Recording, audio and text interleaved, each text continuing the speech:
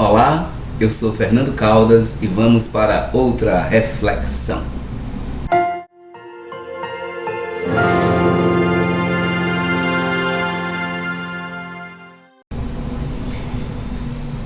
Partiremos hoje de um levantamento, de uma investigação feita por 24 universidades no mundo inteiro, do qual participou também a Universidade Estadual do Rio de Janeiro, que é um estudo sobre as condições emocionais da população numa situação de estresse, no caso, a pandemia da Covid-19. O Brasil se saiu entre os piores países do ponto de vista da quantidade de estresse. E as conclusões levam a crer que o fato do Brasil estar entre os países mais estressados se deve a dois fenômenos, basicamente, grosseiramente falando. O primeiro deles é a infraestrutura do país.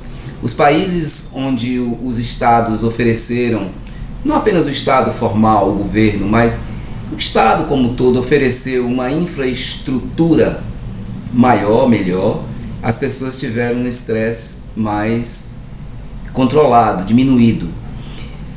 As nações em que essa infraestrutura falhou, o estresse foi lá para cima, dentre eles, um dos mais destacados foi o Brasil. Mas existe um outro fator, que é a falta de empatia, que aí é um fator que é meio causa-efeito. O fato do brasileiro já não ter um caráter de empatia desenvolvido, ou seja, uma sensibilização em relação ao outro, à verdade do outro, fez com que numa situação estressante as coisas se tornassem mais graves. O egoísmo se tornasse maior, o narcisismo se tornasse maior, e as redes sociais são uma prova cabal disso.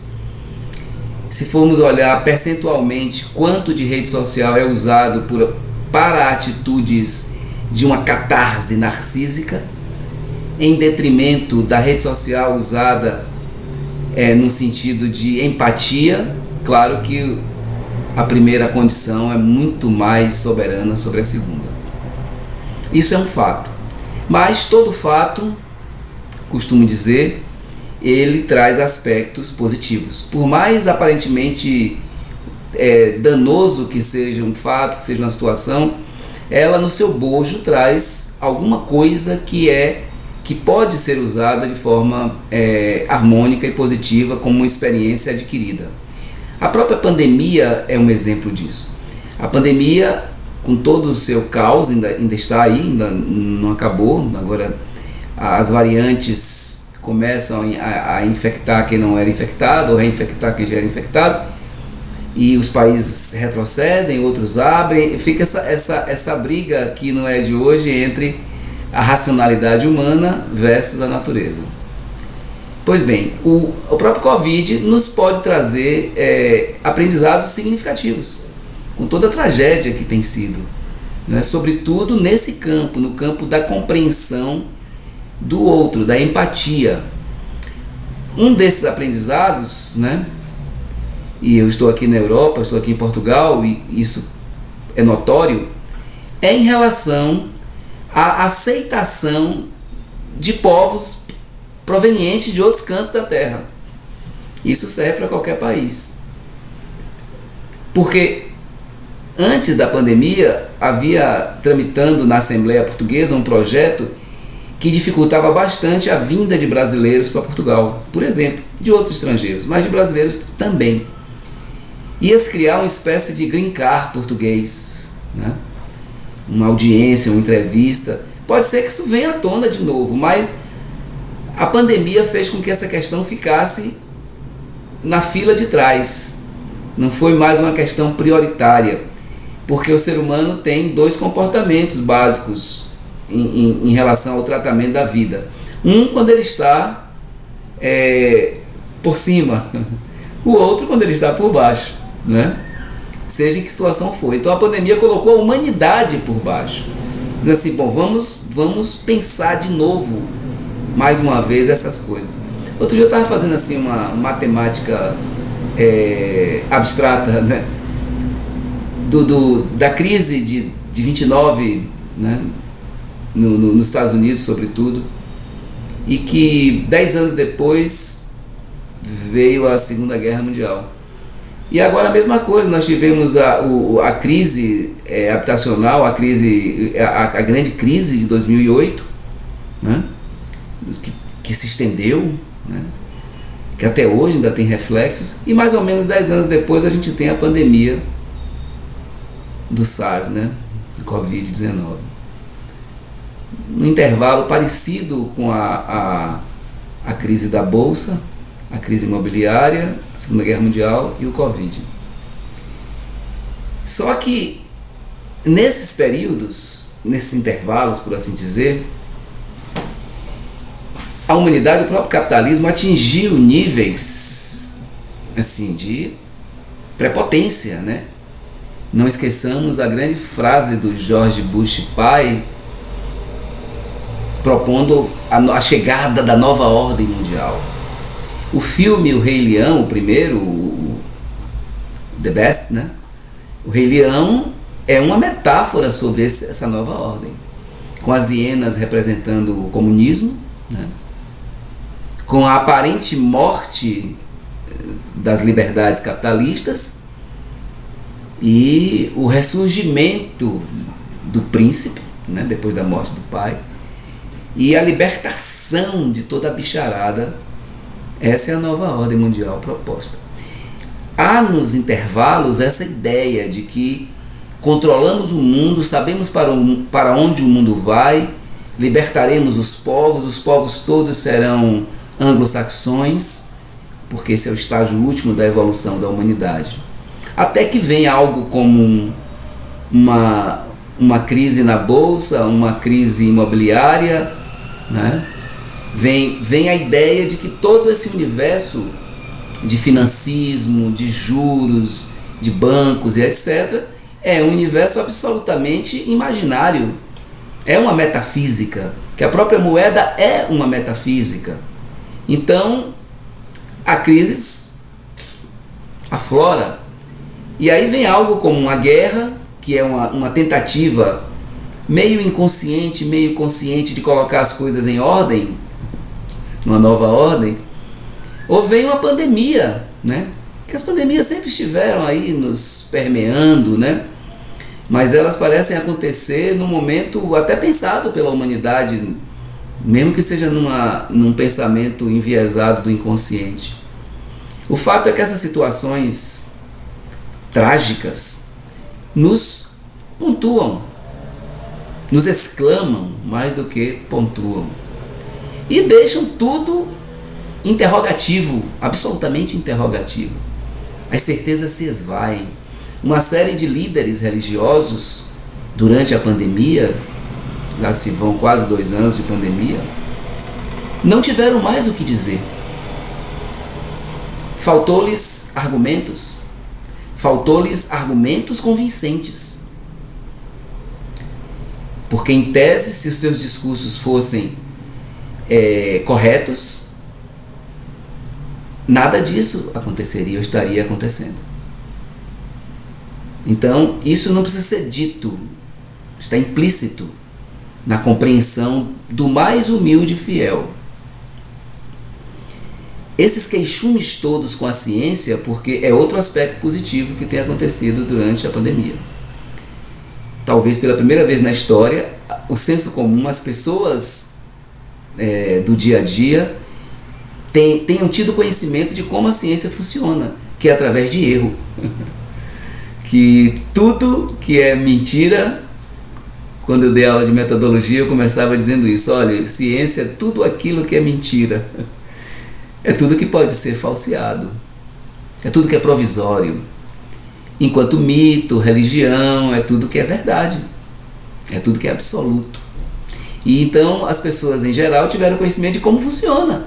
É um artigo científico numa segunda-feira, dizendo que determinado medicamento pode amenizar, pelo menos in vitro, o vírus, e na terça-feira outro artigo dizendo sim, mas quando bota um organismo o vírus não é neutralizado. E como o ser humano tende a verdades absolutas, na quarta-feira aparecem os seguidores de uma linha e os seguidores da outra, e começam a guerrear, já que agora eles têm um plenário para isso, que são as redes sociais. aquela famosa frase do escritor italiano que diz: a conversa de mesa de bar agora é universal. O que me faz lembrar um verso de Fernando Pessoa sobre alguém bêbado escrevendo uma nota para o jornal The Times. E Pessoa diz assim: supondo, coitado, né, que pudesse ser escutado, pudesse ter razão, e aí ele próprio conclui: talvez a tenha tido, né? E talvez aquela nota do bêbado tenha transformado a humanidade. Quantos pronunciamentos, quantas coisas malditas não têm servido como premissa para uma série de desdobramentos outros, né?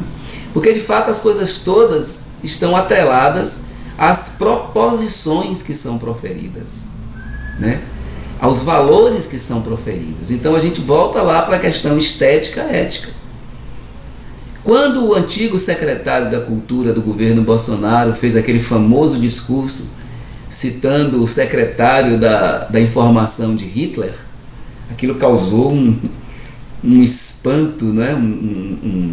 Porque foi algo muito performático e propositado, talvez para causar o que causou. Ele foi exonerado, né?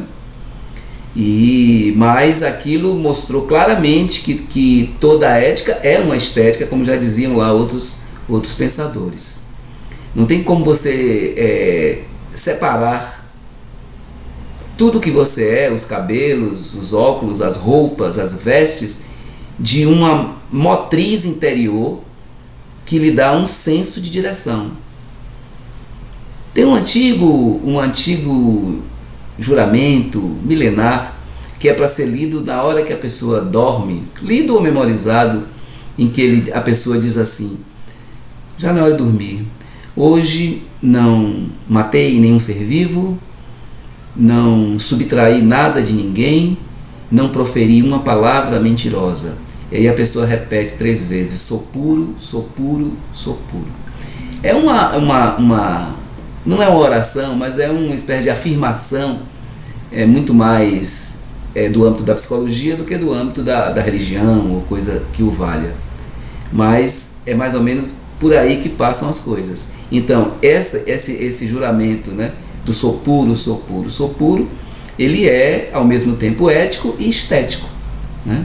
Porque essa pureza pressupõe uma performance de ordem estética, que pode se desdobrar em música, em arquitetura, em vestuário, em dança, em pintura, pode se desdobrar na própria estética do sujeito, né?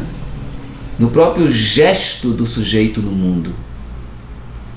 Então, quando aquele secretário faz um discurso fazendo uma alusão ao nazismo hoje, né, ele está reproduzindo um valor estético e ético, mas o governo não concordou com isso, né?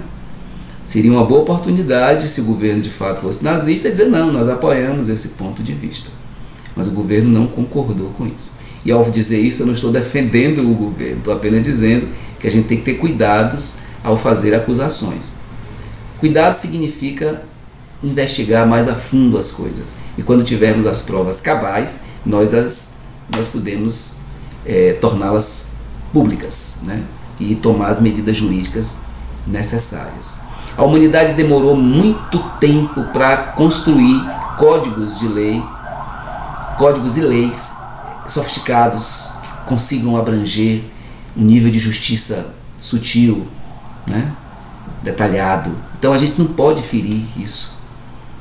Tem um pensador da antiguidade que diz assim: a lei, mesmo errada, precisa ser cumprida e temos que trabalhar para transformá-la, para fazê-la evoluir. Mas o cumprimento dela nos garante enquanto grupo social. Isso é uma discussão antiga, depois um filósofo mais de outras épocas também veio criar argumentos fortes quanto a isso. Mas a questão fundamental é entender que se o brasileiro está estressado numa condição completamente estressante, que é o Covid, ninguém está passando pela pandemia de forma linear, né, impassível, ninguém. Nós todos fomos afetados. A questão está em fazer esse afeto tornar-se um ódio, um rancor que possa ser projetado no outro. É isso que o brasileiro está fazendo. O brasileiro se tornou mais narcísico, mais egoísta, mais combatente em brigas entrelaçadas, né? Ou seja, com seu igual, e de certa forma está desperdiçando a oportunidade de usar a pandemia para desenvolver-se, para tornar-se, contrário do que está sendo, mais acessível ao outro, compreendendo melhor o outro, aceitando melhor o outro. E esse outro não precisa necessariamente ser uma pessoa, é inclusive aceitar melhor a condição. Mas, concluindo, é que por trás disso tudo está uma constatação que é o tema do meu próximo vídeo, que é a questão da morte. A constatação de que vamos morrer, ela causa susto, desde sempre, desde quando a gente desenvolve a cognição, lá na segunda infância, e ela leva os sujeitos a duas posturas básicas. Há muitas posturas, há muitos desdobramentos, mas todas elas nós podemos grosseiramente classificar em dois caminhos. Um é um caminho de aceitação, estoico, né? Dizer, é isso mesmo, nada posso fazer. E o outro é um caminho mais libidinoso, um caminho mais dionisíaco, né? Da potência, já que é assim eu vou fazer, eu vou gozar, eu vou matar, eu vou aprontar, porque isso aqui não tem sentido. Num grupo formam mais os religiosos, os passivos, no outro os indignados, que podem ser religiosos também, mas vou usar a religião de uma forma positiva. Tem uns teóricos que chamam essas duas posições de uma posição mística e uma posição heróica. E mais uma vez eu venho propor um caminho sintético. Nós não vamos ser os passivos que aceitam tudo, submissos aos poderes, sobretudo aos poderes injustos e violentos. Também não seremos os violentos e injustos. Não faremos um heroísmo, faremos da vida um gozo intermitente e sempre com armas em punho. São dois caminhos inúteis. Mas tem elementos positivos nos dois, como a pandemia tem elementos positivos que podem ser tirados dela. Sobretudo para o nosso desenvolvimento, para o nosso caminhar de mãos juntos, de mãos dadas, juntos de mãos dadas. Podemos chegar a isso. A Europa precisa pensar os imigrantes. Os imigrantes precisam pensar as Europas. Os governos dos países dos imigrantes precisam pensar também a Europa. Os povos dos países, os povos insatisfeitos desses países precisam se unir. Se unir não significa pegar uma bandeira preconcebida por um ideólogo qualquer e erguê-la em punho e eleger inimigos para isso.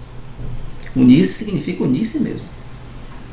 Fazer costuras entre o eu e o tu, como diz outro pensador muito bonito.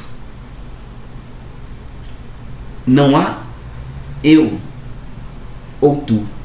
Há eu-tu. Eu-tu é palavra composta necessariamente. Eu estou aqui falando obrigatoriamente pelo tu. Não haveria sentido. Em nada há sentido. É impossível que cada um de nós tenha o amor da vida, numa mansão da vida, com o carro da vida, com os filhos perfeitos, com as viagens maravilhosas. É matematicamente impossível que todo ser humano tenha isso. Mas é matematicamente possível que nós conquistemos vitórias sem a passividade de aceitar também tudo e sem o heroísmo de atropelar todo mundo para ter a realização dos nossos sonhos pessoais. Nós não somos especiais. Ou todos somos especiais. Do menino etíope que passa fome, ou do Haiti, do próprio Brasil, do príncipe de alguma nação. Ou ninguém é especial. A especialidade do ser, nós todos a possuímos. E também as bactérias, os protozoários, os seres rastejantes, todos.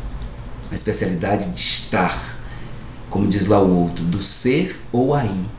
Nós somos mais do que o aí, somos o ser. Mas podemos e devemos fazer justiça a esse ser, né? A grande gratidão é aprender a compor essa grande sinfonia que somos coautores, sempre em parceria. Então esse nosso estresse diminuirá na medida que nós usarmos a situação extraordinária para beneficiar outras pessoas. E aí magicamente estaremos nos beneficiando. Existe a Casa da Criança com Câncer, existe uma série de grupos ambientalistas, existem os abrigos de velhinhos, as casas com velhinhos. Em cada lugar desse nós podemos dar 1 hora por semana. Como podemos dar 1 hora por semana também, nos engajando a algum partido político, alguma causa, mas sempre colocando o interesse coletivo em parceria com o interesse individual. Não pode ser um em detrimento do outro. É sempre no caminho da conciliação possível que a gente deve caminhar. Até o próximo vídeo.